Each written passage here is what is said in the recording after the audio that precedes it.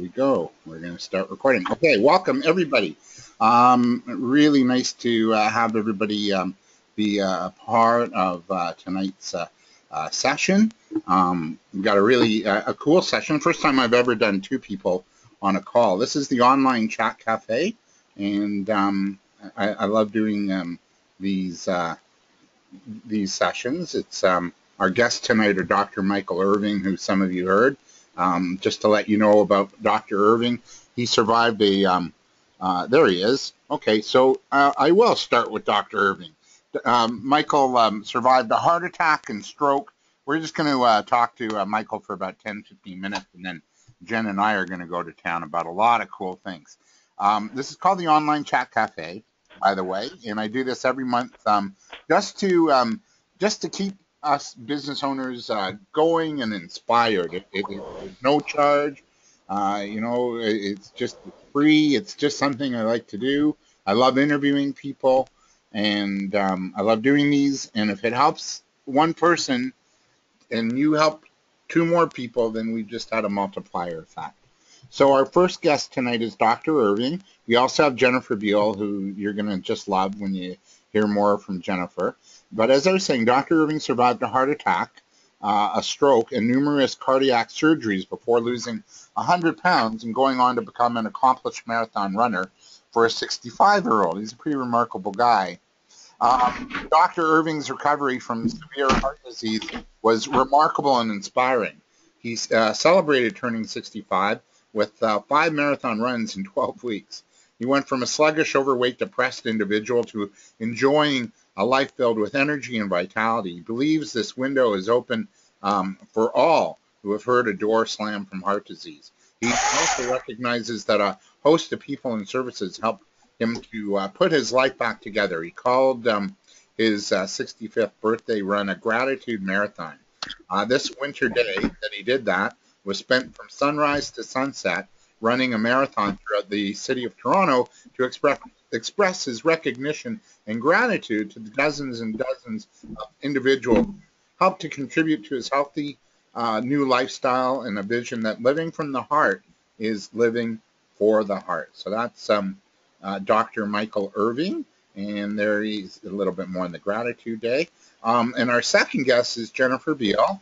And hopefully Jennifer will be back. Welcome, Sue. Sue just joined us, so I'm you. Jennifer, you know what? I'll do Jennifer's bio after. I'll come back to it because I really want to get started on our discussion. Jennifer is a dynamo, believe me. Our sponsor tonight is Coffee News Toronto. I don't know if you see this at various little hangouts and cafes in downtown Toronto. It's a great place to advertise and very different and unique if you're looking for something different and a different way to connect with people. Hey, Sue, I noticed you commenting there, so hello. So Lauren Mahe of Coffee News Toronto, she heads that up and she's this person to speak to. There's our online chat cafe logo. There it is.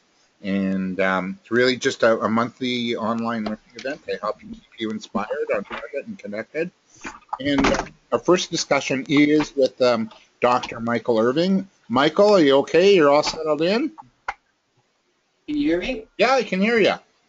Okay, great. All right. It's always good to hear your voice. Let's get going. We got some good people online with us tonight.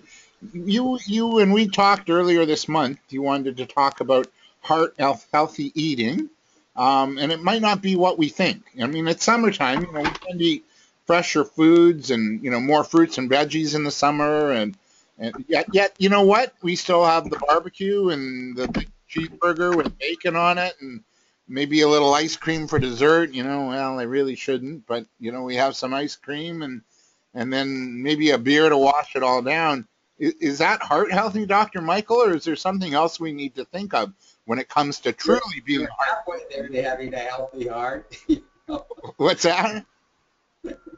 I what I really, after my heart attack and my real remarkable recovery, I went from a cardiac health of a 65-year-old when I was 56 to a cardiac health of a 38-year-old in about 9 months. So I gained about 25 years of life then.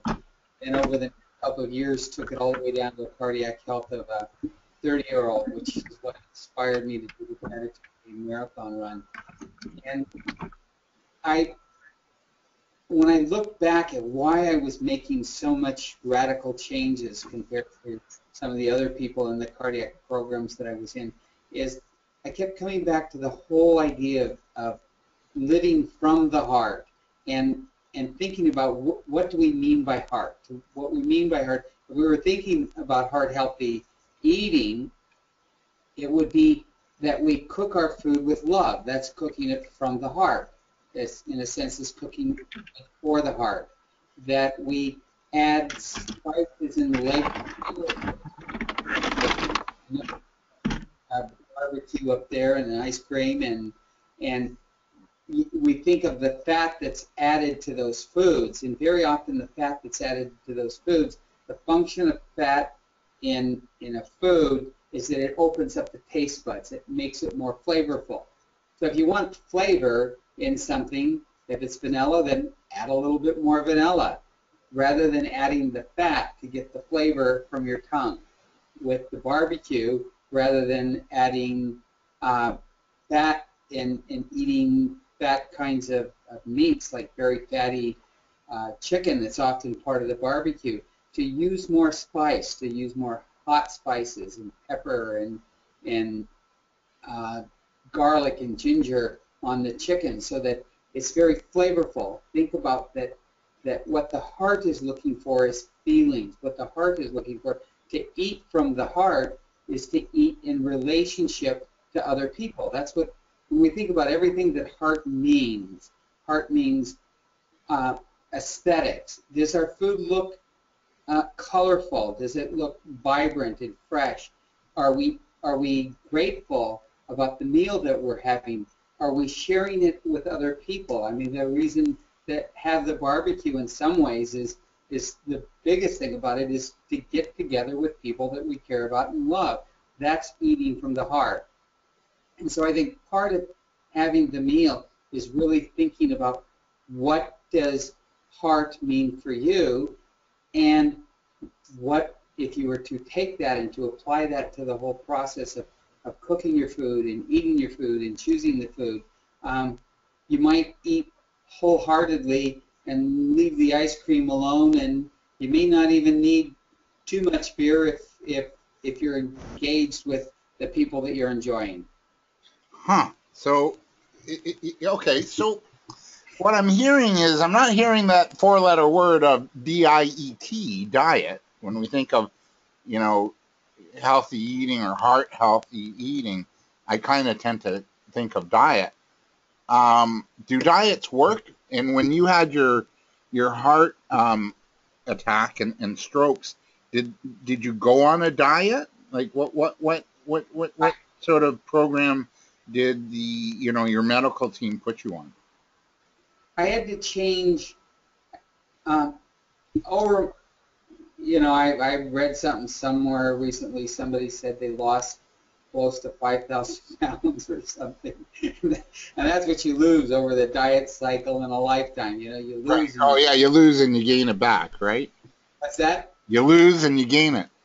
Yeah, and then you lose it again. So, geez, you can add those numbers up pretty high, and it's changing your relationship to food.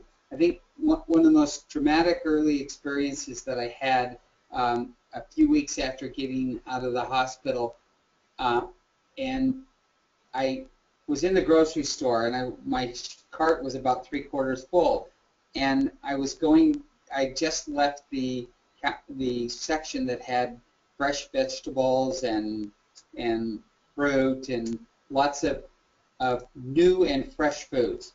And then I started going down the rows that had boxes, and the boxes were quite attractive.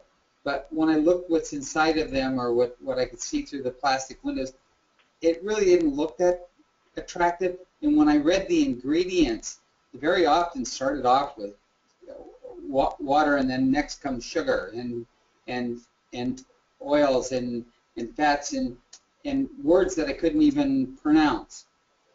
And so I went down all of the center rows of the commercially produced foods, and reading all of the labels, I didn't put a single food in my cart. And I rolled up to the check stand, and I just looked at a cart that was full of life and vitality, and I just thought, you know, this is a different way of my experiencing the eating and my experiencing food. And then I in some ways, I began eating more food, but it was healthier food and healthier choices. It was more alive food. It was more vibrant food. And rather than a diet like eating less, it was more a change of what I ate.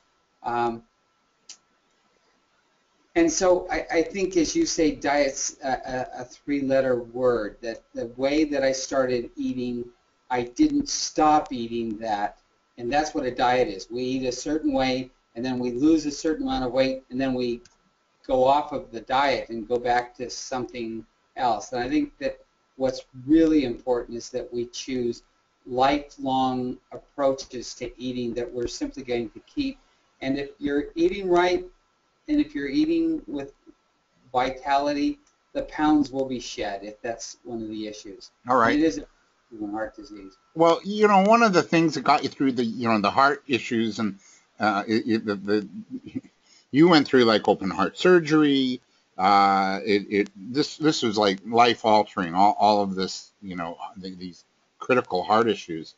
You had to also shift your attitude, not only about life and your past and your health and your future, but how did you shift your attitude then towards eating fresher foods? I mean, I know personally, like I find it's really hard to get excited about a bag of carrots. I'd much rather, chomp on a bag of chips, and that's a big attitude adjustment. It's like, no, I got to embrace the carrot. With some caramelized onions and some garlic, and at the end it was your carrots full of flavor and not just some crunchy snack. No, I put my carrots in my salad. Yeah. And so if they're in the salad and the rest of the salad's pretty good, you can enjoy your carrots. Yeah. And there were a couple of things. One is really spending more time making the food and making it with love, and spending more time having dinner with my wife. And there was a heart attack has a benefit of being a wake-up call. Like you're right.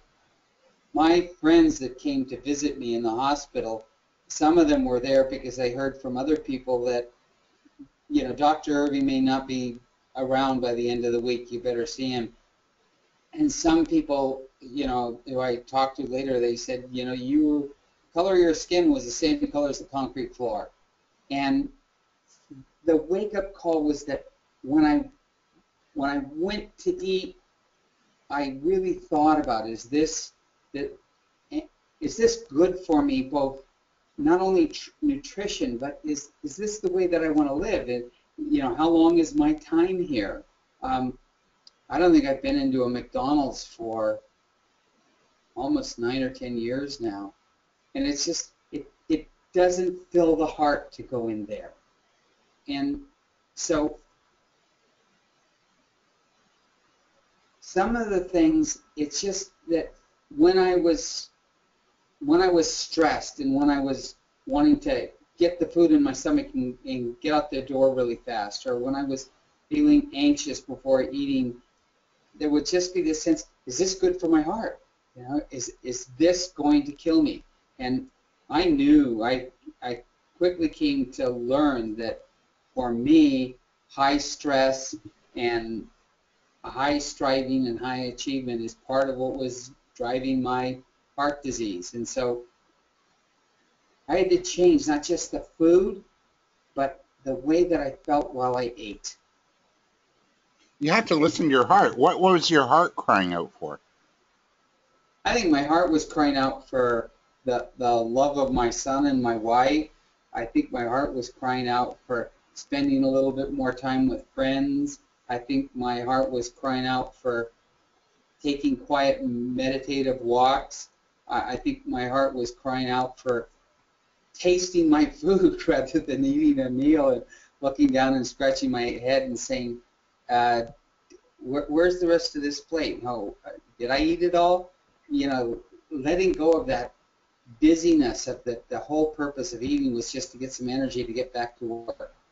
I had to make a complete total 180-degree turn in around in my, not just what I ate or how much I exercised, but how I exercised and how I ate. And I just became impassioned with the whole idea that living from the heart is living for the heart, and that heart disease has its root in our modern day loss of heart.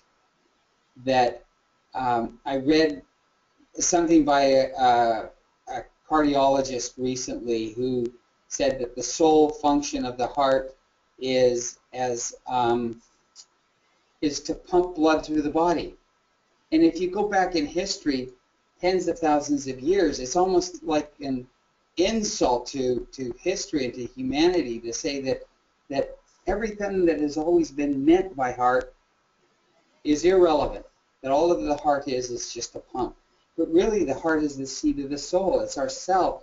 You would never take your hand and pat it on your head and say, you know, I'm David. You take your hand and you pat it on your chest, right over your heart. You say, I'm David. How are you? It's like we intuitively recognize in the language of heart that the heart is more than just a pump and some plumbing.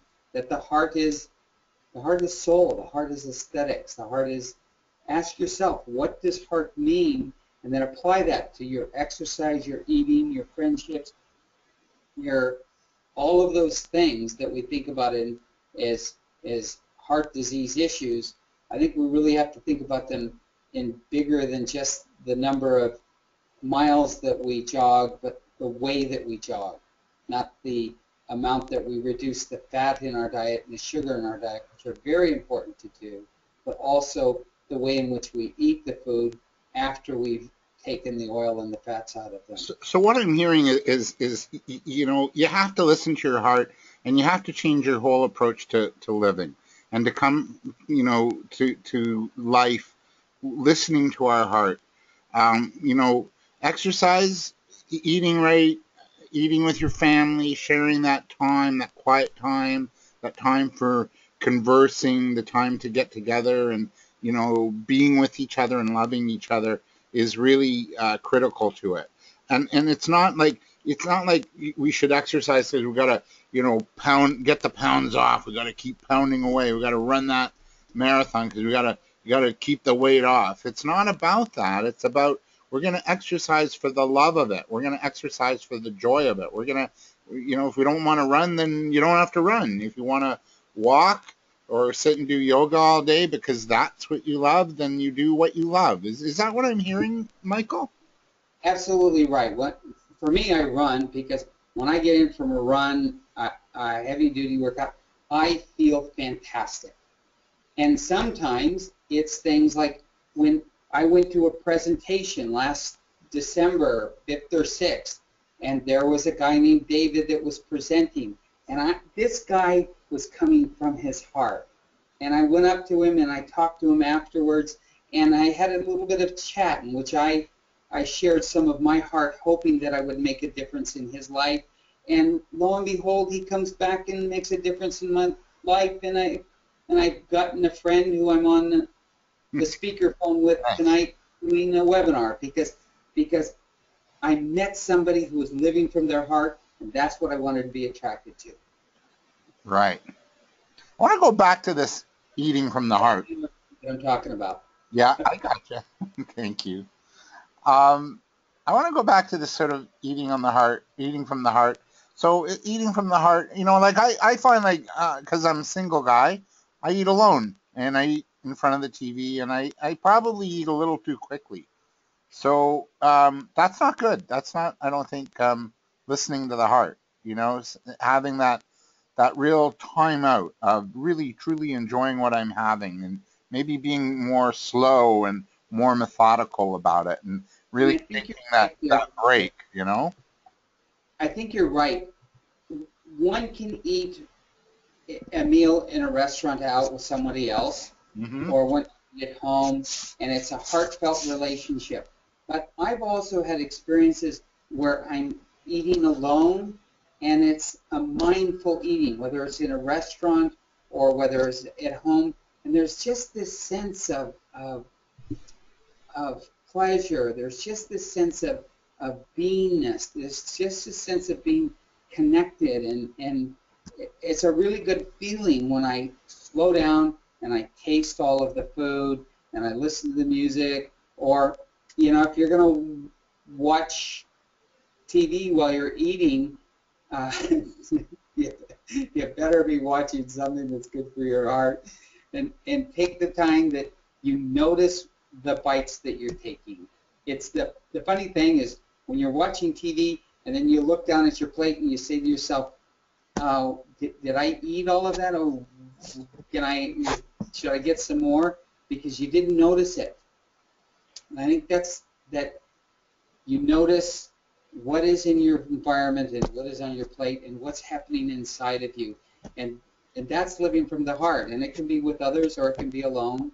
You can maybe be watching something on TV that you like to watch and it's entertainment. But take the time to really love and enjoy the food that you're eating while you're watching it. Just be conscious, I think that's the key too. I want to ask you real quick as we wrap up this part of our discussion tonight. You had to make a real complete, shift in your approach to your life after a heart attack and a stroke and the surgeries, and do you have moments where where you aren't perfect, and how do you not stay stuck in the guilt of maybe falling off course? Because you know what? Let's face it, those little snacks at the grocery store kind of cry our name sometimes, what do you do to, to not stay stuck in the guilt of falling off the course? Well, I think that's a that's a lifelong challenge in all aspects of our life, not just the foods that we eat. Having a respect for oneself and having cutting oneself some slack. Um, some of it's trying to find healthy choices. A good number of the cardiologists or heart health people that I know, or professionals in the field, have a chocolate a day because the chocolate's good for the heart. But then they choose the kind of chocolate. They're not eating a milk chocolate, and they're not eating a chocolate with a lot of sugar.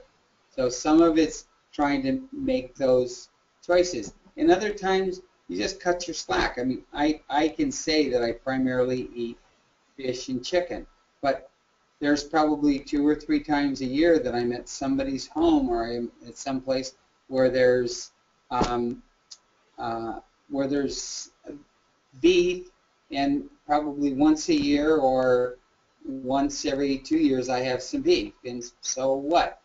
And more frequently I'm having buffalo or elk or antelope because I'm involved in the Aboriginal community as a Cherokee and Choctaw person, and I don't worry that it's not chicken or or not fish. And then when I do the chicken, I use lots of spices, and I can eat breast meat, where before when I didn't use as many spices to have a flavorful chicken, I needed to have a leg with the dark meat with a lot of skin and fat on it. And so it's making those choices so that it's, and you're right, the guilt is probably bad for the heart. Feeling good is probably good for the heart. Feeling good probably creates varieties of different forms of feeling good. Gratitude, for sure, loving kindness, for sure, and other feelings of pleasure creates chemicals that are actually healing inside of the body and are healing in the arteries. And guilt and shame and fear and anger create chemicals and create hormones that actually injure the arteries and cause the buildup of plaque. So um, Yeah, and cortisol in the belly and stress, right? The whole 9 yards. Yeah. You know, There. you raise a good point. So we want. I was going to ask you, like, what's a heart healthy recipe then for successful, joyous living and lifestyle? And it's like it sounds like listening to your heart. Let's really stop. Like, stop. We're all in such a hurry and a rush, and we're going and we wolf down our lunch, or and it's like stop. Listen. What does your heart need right now? Bless the food. Bless the people around you. You know or the people that serve you the food, or your wife that made the meal, right? But do you have any other sort of heart healthy recipes for successful, joyous living and lifestyle, Michael? Something you want to just kind of share and impart on our participants tonight? I think if you wanted to shift a little bit of your path on eating heart healthy, I think an interesting thing would simply be to add gratitude and loving kindness to your meal for a week. To think about why you're grateful that that food is there, who might have made it for you. Um, be appreciative of it and slow down and taste it. And as you're tasting it, really just let yourself have some heartfelt feelings about the goodness of it or your gratitude about the goodness of people who got it there for you. And that experience in itself will begin to heal and clean up your arteries. I love it. I'm going to open the lines and unmute everybody. So hopefully you got a question. And I hope we lost Jennifer. I hope she comes back. Um, No, I'm on here. oh, good. Okay. Where were you hiding? I'm here. All right. I was Not hiding. worried. All right. Any questions before we shift gears and go to Jennifer? Diane, Christy, Larissa, Sue? You can type them in. I see a little question pane. No questions for Dr. Michael? Shameless self-promotion time then, Dr. Michael. What do you got going on that we need to know about? Okay, I have a website that I'm going away to a retreat center for 5 days, and I'm going to come home for a couple of days, do some work, and go back for another 5 days. And I'm going to be making a whole bunch of audio sessions that are for stress reduction, for mindfulness meditation, for sleep, and some of those sessions are going to be up for free.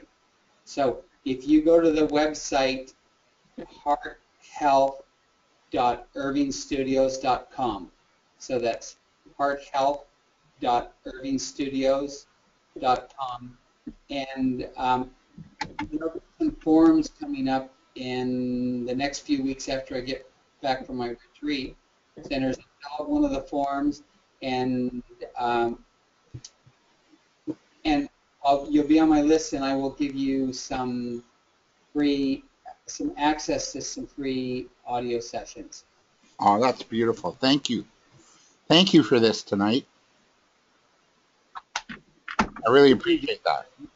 I so much enjoy every time we do something together. I know. I enjoy you too. And people on the call, this guy's amazing. Like in his 50s, and he totally changed his life around. And if you're kind of wondering, like, is there something more for me? You want to connect with Dr. Michael Irving. He's based in Toronto. He joined us from his home studio and office. He's also an artist, a beautiful sculptures that he does, and just does some beautiful work. And a psychotherapist with he and his wife. They have a practice, and now he's really wanting to help people live from the heart on every level. So what a delight. Thank you, Michael. When you sign up at hearthealth.irvingstudios.com, you'll be on a list for webinars that I have coming up on living from the heart. Most of the webinars have the first in this series for free, and I'm looking forward to sharing my journey with others and helping them to live from their heart. I appreciate it. That's online, and I'm looking forward to hearing from you. All right. And if you can't, if you need to get in touch and you can't, then you can come through me. I'm going to just shift gears now. And Michael, please stay on the line if you want. Our next guest Sure. is Jennifer Beal. And boy, oh boy, wait, Jennifer Beal. If you don't know her, you're going to want to know her. She's a connector. She connects ambitious business owners with prospects and suppliers and creative thinkers who can propel them forward. Michael, you got to come to Jennifer's event on August 12th. In a matter of hours, her networking events generate everything from leads to business concepts to deals worth as much as $200,000. And on August 12th at Ontario Place at Atlantis, she's hosting one of the biggest networking events, if not the biggest networking event in Toronto, with well over 1,000 people that come out and just have a great time. Jennifer owes her success to networking. When she launched her company, Unleash PR, with no clients, she received a six-figure target in 6 months, entirely through connections made at live networking events. To quote Jennifer, she met more potential clients at a single networking event than was possible through an entire month of cold calling. And we all know how much we love cold calling. Jennifer now produces two of the largest business networking events in the Toronto area. The Summer Networking Bash coming up in mid-August, and the Business Connects on International Networking Day in February. She's worked with best-selling authors Brian Tracy, Bill Walsh, Brian Clemmer, just a few have graced her stage. She's got two flagship events that attract over 1,000 small business owners and professionals looking to exchange connections, referrals, and ideas. So if you really want to build your network and make new connections or connect better with your existing network, then Jennifer is someone you really want to know. And we're going to just totally shift gears and go from heart health to healthy businesses. And heart-based networking and marketing. Yeah. How about that?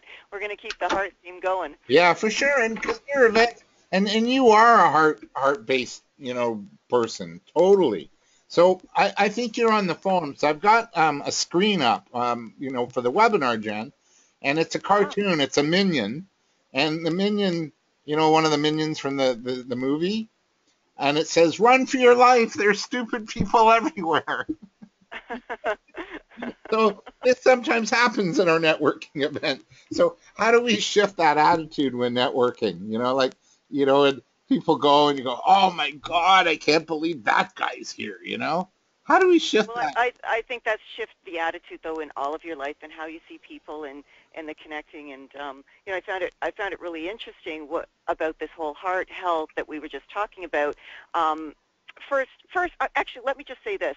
For those of you who are on this call today, please wait until the end of this call because we're going to draw for one of the tickets to my large summer networking bash on Wednesday, August 12th. So stick around to the end of the call because we're going to draw for one of those. And one of the speakers that I have coming in is Dr. Amy Banks, who wrote a book called 4 Ways to Click. And interesting, in her book 4 Ways to Click, they've done some research with people just on their health and how important relationships are for our health. In fact, there was one study that was done at Yale University on coronary angiographs. They looked at them of about 160 people, and that's to see how much their coronary arteries were blocked.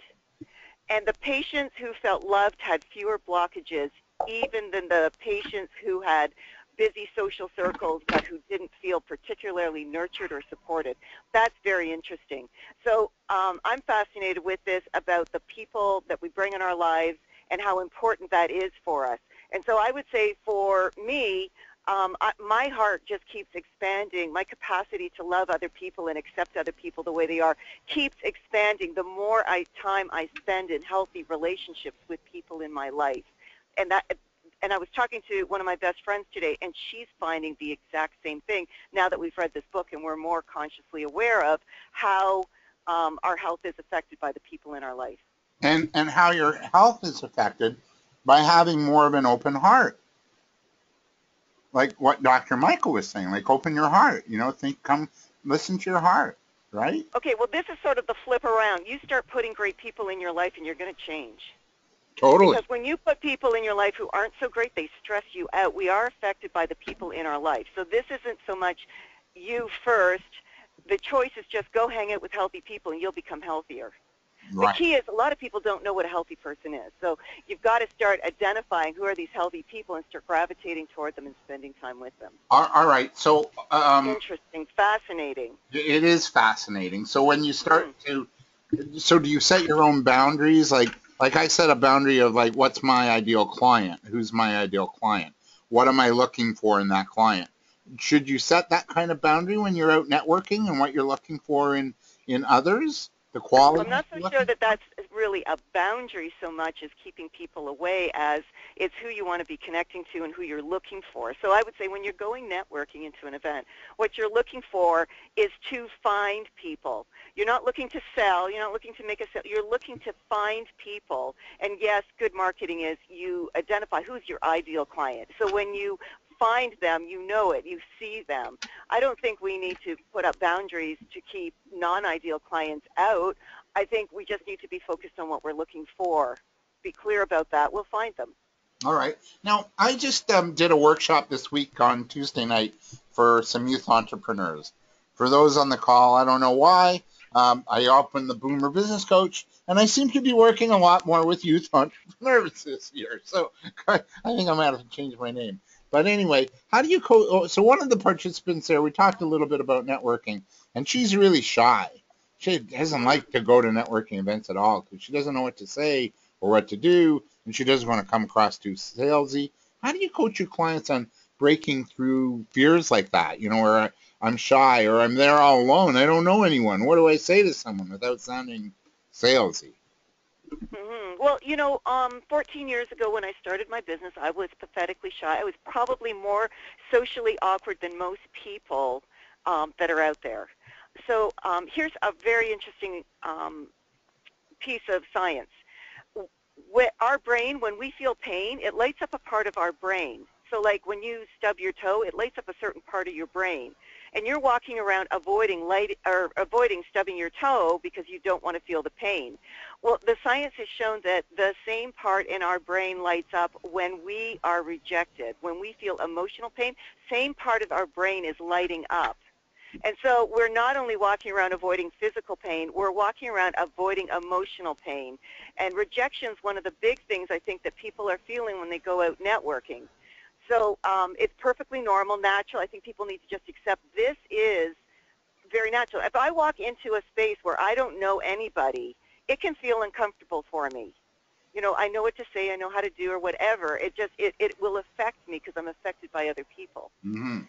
And so what I do when I go to a networking event is the first thing I do is I look for somebody I know. And when I see somebody I know, I go up and I start talking to them. If I walk in and I don't know anybody at all, then what I start looking for is somebody who's smiling, somebody who looks happy, somebody who's going to receive me without rejecting me. And so I'll go up and I'll start talking to that person. And the next thing I know, I'm feeling more comfortable in the environment. Now it's more comfortable talking to somebody else, and so on and so forth. And the other thing is that I smile. When I walk in, I smile at other people so they can feel more comfortable around me. Gotcha. That's great. Yeah. Because, I've been to places like that where, I don't know a soul and it's like, eee, right? That's The good. second thing is to be prepared, too. I think one is, like we mentioned, be clear about who you're looking to find. Who do you want to find in that room? You don't have to find them right out the gate, but be clear about why you're there, what's your intention for being there, what you hope to get. And the second thing is be prepared for what you're going to say about yourself and your business. Okay, I'm gonna come to that. I have another picture up on the screen, Jen, and it's Woody Yeah, for some Allen. reason I can't see anything that's going on the screen. I'm not sure why, but Okay. It's Woody Allen, okay, and it's a business card, and okay. it says there are worse things in life than death. And it says, have you ever spent an evening with an insurance salesman? That's a Woody Allen quote. Yeah, that's So funny. what about networking with people you don't like? Like I hear, like I've been to those BNI meetings, right, as a guest, and Uh-huh. then there's the plumber and the lawyer or the this guy that, what, I'm never going to do business with this guy, So how can we avoid hanging out with people we don't really groove with? Sorry, could you repeat that question? How can we avoid hanging out with people we don't really groove with? Well, Like, if those aren't the people that you're looking to find, you can smile, say hello, nice to meet you. Excuse me, I'd like to go and meet somebody else. or have that unheart healthy breakfast that they serve. What's a good networking plan? In other words, Jen, my question to you is, what are some must go to groups we need to be going to in order to begin to really enjoy where we're networking? Sorry, David, for some reason I'm not able to hear you. Okay, can you hear me now? Yeah, everything's fine now. Okay. Did you do something different, or did I? No, it might have been me. Okay. What's a good networking plan? So in other words, my question is, what are some must go to groups we need to be going to in order to begin to enjoy where we network?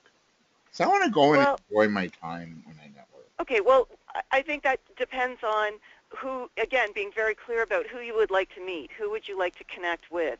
So I think the key is to find out, where do those people go? Right. So maybe we can just do an example. So tell me, who you'd like to meet some boomers. Yeah, maybe. Yeah. Okay. Or tell me, is there a specific group that you would like to meet? Well, yeah, there's one my friend Stuart Knight does. And it's interesting because he has this brunch and it's all about discussions, right? Or having really good conversations. Or you and I both go to Mo Mondays, right? Well, let me go back and ask you, though, who would you like to be meeting? I want to meet fascinating people who are up to something on the planet that I can coach. Somebody who's motivated, open to coaching, really wanting to create something cool. And okay, so it doesn't matter whether they're a business person or not. It's just somebody who's interesting and fascinating. Okay. Yeah. Okay, so those are the kind of people. So yeah, if you go to something where people are speaking and giving talks about particular topics, that would be a great place for you to see them. Now, the good thing about when people are speaking on a stage like a Mo Mondays group is that you get to sit in the audience and you get to hear about them for 10 minutes, and then you can decide if you want to connect with them afterward. Right. And you're going to get several people like that, and you're going to hear in depth, and it sounds like you have a friend who brings interesting people together. You can create your own group and start inviting interesting people over. It depends on how you define, fascinating, interesting people. Maybe they write books, so you could go to places where book authors go to. If they're speakers, you could join associations like the Canadian Association of Professional Speakers, or you could attend their meetings. You can go on Meetup. You can find any topic there on Meetup where there are people that are going to be getting together. Yeah. And the other thing is, watch for when there are some people who are coming to the city, who maybe from outside the city coming to the city to talk at a conference. Pay attention to the different events that are going on and who's going to be speaking at them. You have a website. Go ahead. Like attracts like. All right. For people who are looking for business people, then I have a website for Toronto area people where they can go on and they can find, there's more than 500 formal business networking events in the city of Toronto each month, and I list them all on that site. So people could go on there and do a search to find places, particularly if you're starting out with networking. The more formal groups can help you. Sometimes there's mentors that can help mentor you on how to be a proficient networker and meet people and really connect with people. So those groups, and there's some groups, like you can go back, familiarity really helps. So to go to the same group and keep returning over and over and over again and get to know the people, week after week or month after month. So your website is Biz Networking News, right? BizNetworkNews.com. Yeah, and it offers, many networking opportunities. What are some of your fave groups and why? Your favorite groups? For me, I like to go to groups where, like for women, I like to go for, success-driven women that want to be successful in their business, want to talk about ideas. So I've been attending groups like that are specifically for women. I network pretty much anywhere that I go. I'm looking for business people. I want to be associating. And the other thing I do is I actually invite people to my house. So last weekend I had 10 business associates over for dinner, and it was a networking gathering where they were able to meet other people that I know in my network, and I helped to facilitate that. Wow, very cool. I have another fun picture up on the webinar on the screen here. It's a business networking event, and it's it's a cartoon of all these people talking, and they're busy, and then someone's at the front doing a lucky draw, and there's this. Hello? And for a lot of people, networking Hello? can be a little overwhelming, you know. Yes. I'm good, thank you. How are you? Oh, that's my friend Larissa there. Anyway, you know, it's just so busy. So in terms of trying to not get caught up in the busyness of these networking events, what are some really good conversation ideas that we can have with someone at a networking event where we can just sort of connect with who we really want to connect with that will help yield results and have us maybe show up differently and powerfully? What are some, good conversations we can have with someone? Yeah, well, I think to understand that conversations do take time. It takes time to get to know people. I ask questions. I have plenty of questions I'll ask people. I go in with the attitude of I'm curious and I want to know about you. So with the people that I meet, I ask questions. I want to know who they are. And then I listen. I listen to what people say, and I carry the conversation onward. And what I do first to strike up a connection quite fast with people is I find common ground.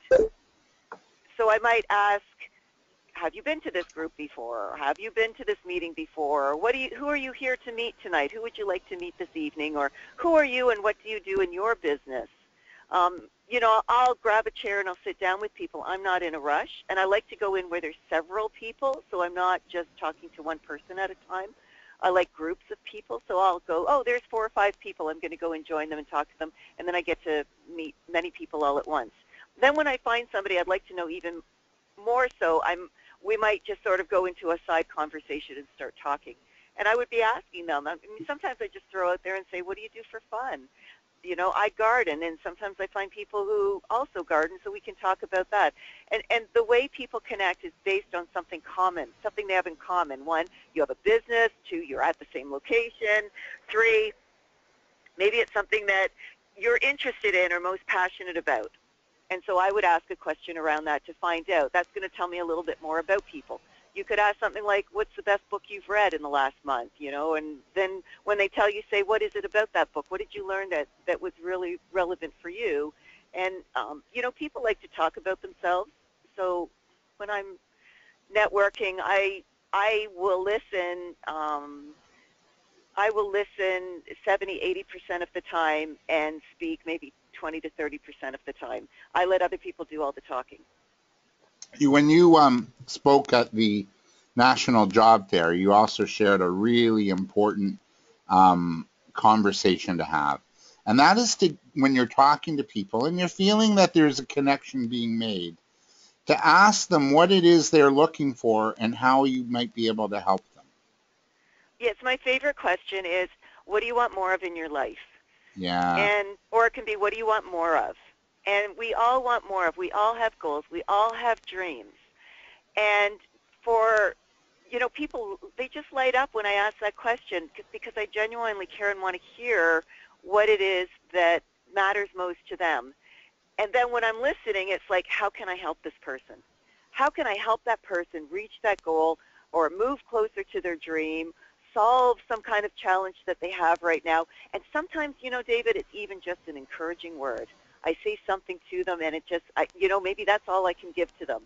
But then while I'm listening to what the person says, I'm thinking, who do I know that could help them? Who's a great resource that can help move this person further? I don't think I ever meet anybody I can't help somehow, some way. And I got to share a really great example. And for those on the call, if you can get to Jen's event on August 12th, there was a young man that I was teaching in a youth entrepreneur program this past winter and spring. And he's teaching Latin dancing. And Jennifer came in to speak to the group and teach our youth entrepreneurs about networking, because not a lot of them are familiar with it yet. And lo and behold, I think he asked that question, and he said I could use more clients. And guess who's teaching and doing some Latin dancing at your event on I August. know. Arseni's coming in. He's going to do an after party. It's going to be salsa dancing. And get this, David, you want to be there for sure for this, is that we're also going to be doing something for single business owners at the event between 6:30 and 7:30. And what we're going to be doing, Arseni's teaming up with Barb Geisel, who's a dating strategist. And they're going to do some single business networking, so some connecting. So it could be personal or it could be business, whatever people, want to come in for. And then Arseni's going to help teach people some of the moves for salsa dancing, which will make it fun. And when we have fun and we're laughing, we're less self-conscious of ourselves, we relax more, and then it's easier to connect with other people as well. So it's going to be fun. And then when we have the after party at 9 o'clock, these people will look great because they already know the moves. It's going to be a lot of fun. Oh, yeah, for sure. All right, now I got to ask you about the elevator pitch. Some people dread the elevator pitch. How can we enhance it so we don't bore those attending the same event that we go to Titira's? Because sometimes they're so boring, and it's like, oh, my God, how long is this going to go on for? How do we... Well, I don't even like that word pitch, so I would just say ditch the pitch completely. We don't need to be pitching each other. We need to be entering into conversations. And a conversation is questions being asked back and forth and people listening to the responses. That's what we need to be doing more of when we're having the conversations with people, we're saying it. And so I would say if you get a chance to stand up in front of other people and tell them what you do, be able to say it in 1 or 2 sentences. Yeah. And then if you want to add some proof to it, maybe tell a story, give an anecdote of how you helped somebody. That's far more interesting than listening to where you're located, how long you've been in business, what a good client it looks like for you, those kinds of, I would just say, just tell us a story, help us identify with that, and that will make us think of other people. It's much more interesting. And when we're meeting people one-on-one, when we're meeting people in a more open networking fashion, it really, it should sound like a conversation. Hi, my name's Jennifer. I connect business people to lots of prospects. What do you do? And then the person can respond back really short like that, because once they tell me, then I'm going to start asking more questions about what they do and go deeper and deeper. And that's how healthy conversations go, right? They start more general and go deeper. All right, so keep it short and sweet, your pitch. Not even have a pitch? No, let's not pitch. Let's have conversations with people and share information with people and share stories. Right. Success stories. Okay, even better. I like that. Yeah, sharing success Now, here's stories. what I'll say about it, okay? Here's one thing. Here's an indicator that things are going well when we're networking. And that is when I'm having a conversation with somebody, I should feel good about it. I should feel good about what I'm saying, how it's going. I should feel a connection with the other person starting to form and it getting stronger and stronger. And the person who I'm talking with should be enjoying the conversation as well. They should be comfortable and they should feel good talking with me. That's when we know that we have a connection going. So if we're pitching, it can start to feel pushy. It can start to push people away. And so that's my role. I want to feel connected to another person, and so my conversation is going along those lines to create that conversation. And here's something interesting also, David, is that the second part, when we find somebody that could possibly be a client for us or maybe a partner or a collaborator, then the next part is to have a conversation about the conversion, the sales conversation. And here's something. In a sales process, that connection should go deeper. If it's not going deeper, then something's not going well. And so that can be an indicator for us that we are really being relationship-oriented in our business and how we market and how we sell. And when we're doing sales, our connection to a person should go much, much deeper. And again, it should feel good for me, the things that I'm saying and talking about. It should feel good for the other person, the things that they're saying and hearing and we're talking about. And that connection should be happening between us at a much deeper level than even when we were networking and found each other initially. Right. Okay, so let's say we meet, we connect, we like each other. What are some key strategies for following up after? Do we email? Do we call? Should we wait a week or two? Pull out your pen when you have that person's business card and write a couple of notes on that card and just jot down and ask the person, how would you like me to follow up with you? Right. And it's the platinum rule. We treat other people the way they want to be treated. Yeah. And that's permission marketing. And these days you need permission, right? You know, you can't just email willy-nilly anymore with the Newcastle legislation, right? Yeah. Exactly. There's so many ways that we can follow up with people. So what we want to do is we want to follow up. That's good communication. Follow up in a way that feels comfortable for others. And set a timeline too, right? You know, like set some time guidelines, correct? Oh, can you hear me? No, I can't hear you right now. Okay. Set some time guidelines? Within, I would say, do it immediately. We're in this instant gratification society now. So if you meet somebody in an evening, what I do is I schedule time in my calendar for the morning after an event, and I follow up when I tell somebody I will. I pretty much know my schedule. I'll say, well, I'll call you tomorrow, around 10 o'clock, or I'll email you whatever we've agreed to. And then I do what I say I'm going to do, because that's how you build trust. Totally. You do what you say you're going to do. Yeah, for sure. I just want to end with a little conversation, some ideas and your thoughts on the future of networking. I mean, we're in a really wired world, and it seems more than ever that as the more high tech we get, we also need high touch. And I think, like, thanks to sites like Meetup.com, there's more groups, there's more things to do, more niche networking opportunities than ever before. What's your take, and where do you kind of see this networking thing going in future? Yeah, I think that being face-to-face with people is only becoming more and more important the more we are online and using devices. We're hardwired for connection. We need to see people. We need to look in their eyes. We need to, touch people, be hugged, and all of those things, as well as talk with people. I see that only becoming more and more important as we move forward, and we're being more wired. The other thing, though, is to realize we're hyper-connected now with devices. By the year 2020, there will be 50 billion mobile devices on this planet. That's a lot of mobile devices.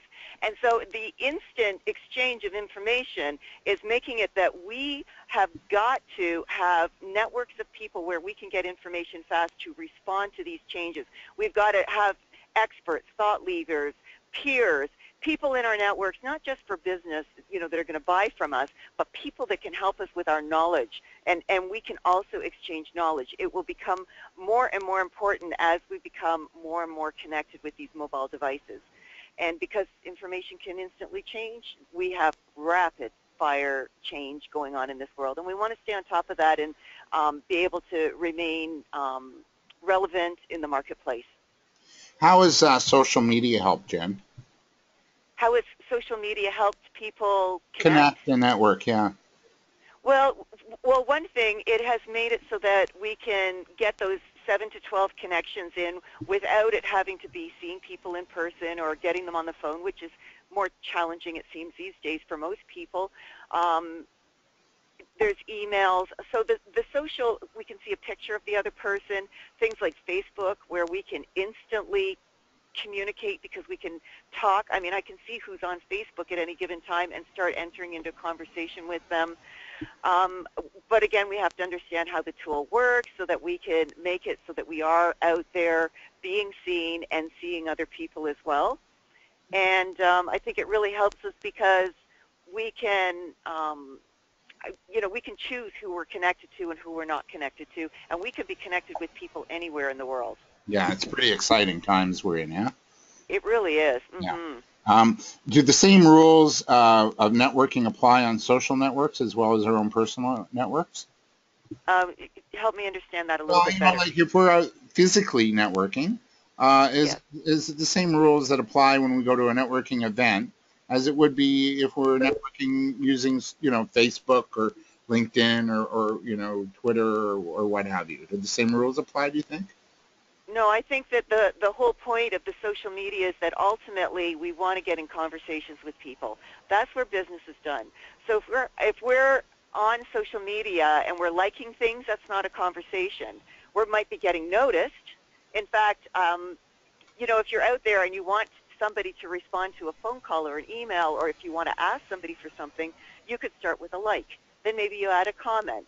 Then maybe you want them to see you around and around them and listening to what they're doing, and then you can enter in the conversation. And ultimately, you want to get on the phone or in person with somebody, Skyping them. You want to use the technology, but you want to be having a conversation around what it is you'd like to do with them. Would you like to be their client? Would you like them your client? Could they partner with you? Could they collaborate with you? All the time, keeping in mind that's what we're looking for in business. Right.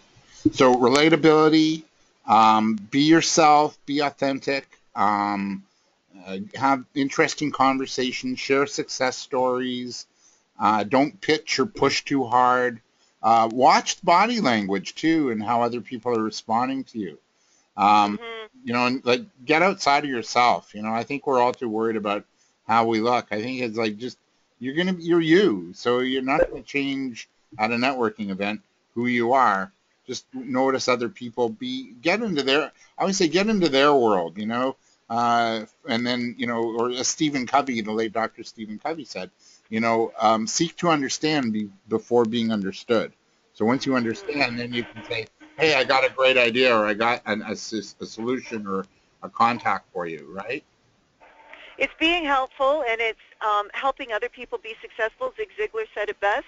You will get everything you want in life if you just help enough other people get what they want in life. And so to develop this attitude of I'm here to serve, I'm here to listen, I'm here to care about other people and help make their life a little bit better. And in turn, it starts to draw people back to us to reciprocate and do the same. All right. Shameless self-promotion time. Share what you got going on, and you have a little giveaway tonight. So how do we want to structure that? Okay, well, somebody who's on the call right now, it would be great to give one of you the ticket to the Summer Bash. So, I'm going to do a draw. Okay. Why don't we ask a question and get a response on that one, and then those who want to receive that taste. By the way, it's worth $70. $79. $79 for this ticket, yep. It will include our collaboration cafe, which will be with Dr. Amy Banks, who wrote that book I mentioned, 4 Ways to Click. We also have Jim Cathcart coming up, who's one of the top 5 speakers in the USA, and he was a pioneer in relationship selling. So that will be more along the way of how to really connect with people. And Tom Stoyan, who is Canada's sales coach, is coming in and teaching us how to get more referrals. Because the reason we network is we really want those referrals. It makes things a lot easier for us. And so that's in the afternoon. That's our afternoon program. And there's a collaboration cafe where you can come, you can sit down, you can talk to the people and work on your business, ask for some help and some support, start collaborating with other people. It'll be a great afternoon. You can stay for the evening from 4 o'clock until 9 o'clock. We have a trade show and networking reception, and we serve great food and all of that. Lots and lots of great food. It's a cash bar. And as we mentioned, Arseni's coming in with the salsa. That will be from 9 o'clock onwards. If you want it, you can come for as much of the day as you want. And the value of that is $79. Here's what we're actually I'll do right now is so whoever wants that ticket, let's ask a question. Let's ask. What do we ask, David? What I'm going to ask is, what do you do if you're shy? Yeah, what's one thing that you can do if you're shy to start feeling comfortable when you're out networking? Someone's got to answer that. Oh, I see a question on the question bar. No. Hi, everybody. It's Christy. Can you hear me? Oh, Christy, good for you. Good. You can hear me. Smile and look at people and start talking. Well, that's when I'm feeling nervous in situations like that, I always say to myself, what do I really have to lose? I have an opportunity here. I can take it or I can leave it. And I go for it. That's, it's better to try and feel like you gave it a shot than to not even, jump in at all. Okay, great. Well, come on down for Summer Networking Bash on Wednesday, August 12th at Atlantis, Ontario Place. We'll give you a ticket for that. It'd be great to have you there, and you'll have lots and lots. We're expecting more than 1,000 people coming down, and you'll have lots of people where you can just jump in and see what nothing to lose. Yeah. Oh my gosh. Okay. Amazing. Thank you. Now, You're Sue, very welcome. Thank you. Thanks for participating. Sue did answer, but on the chat question. So, Sue, I happen to have an extra ticket. Okay, so Sue will get one too. Okay, so I have an extra. What's Sue's comment? Let's Sue just share said, it with everybody. "Smile, look at people, start talking, and have fun." Great. Thanks, Sue. That's great. So I think I'm going to give, because you sent me an extra pass, and Sue will get that. So Christy and Sue, you're going to the event, okay? And Great. And the other people that are on the call, if you would also like to get a ticket, here's what I can do for you. If you go to summernetworkingbash.com, so summernetworkingbash.com, you go in there and you register for your ticket, and you use the promo code BOOMER, BOOMER, BOOMER. If there's a space for promo code, we'll take 25% off your ticket. cool. That's great. Thank you, Jen.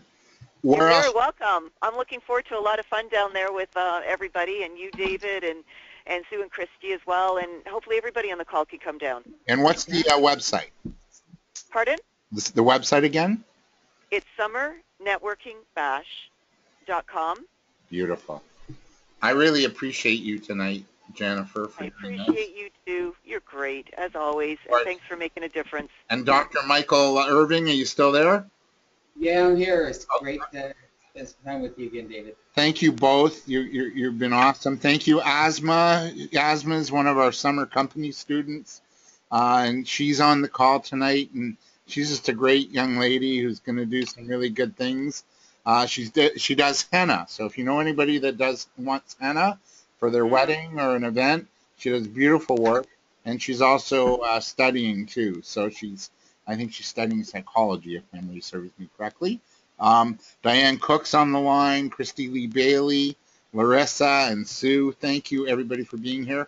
Next month, our call is on the 20th of August. It's a Thursday night. And I think, Jennifer, you know Tina Dietz, right? Yes, Buffalo? I do. She's going to be on Monday night. Is she? Yeah. Wow. She's back making a big return. Here's a woman who's got it right. She moved from Buffalo to Costa Rica, and now they're living in Florida. Wow. Somebody's doing life right. So she's going to be our speaker, and we're going to talk about the power of successful change and transitions. Tina's a dynamo and a great business mind, and that's on the 20th at 8.